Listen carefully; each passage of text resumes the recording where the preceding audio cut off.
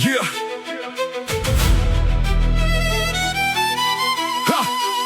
Sa kasing-kasing sa tabukan Alpardo, mga bata nunog hamtong nagtapok sa court.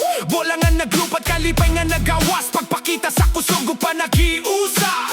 Pasingot aron lawas, himsog layo sa sakit. Tabukan Ball Club, atong duwang kinabuhi. Kasadyaw kahimsog ang atong panag-uban. Mag-ehersisyo magpakusog, gikan sa kasing-kasing. Sa kada hampak sa bola, paglaom atong masinati. Tabukan Ball Club, kasing-kasing nga man nagabot sa panagdula diri sa open basketball court. Sugod sa buntag hangtod sa gabi, ang pagdula naghatag og inspirasyon. Ang paningkamot nagpasabot sa paggayo, pagbasan sa responsibilidad, paguban sa pag-uswag. Ang tabangay sa dula usa ka dakong hagit.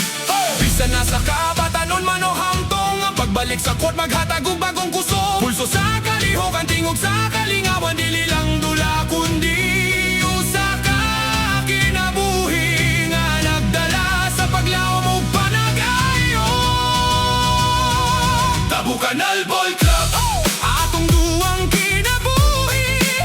Kasadyaw kahimsog ang atong panag-uban. Mag-ehersisyo magpakusog, gikan sa kasing-kasing. Sa kada hampak sa bola, paglaom atong masinati.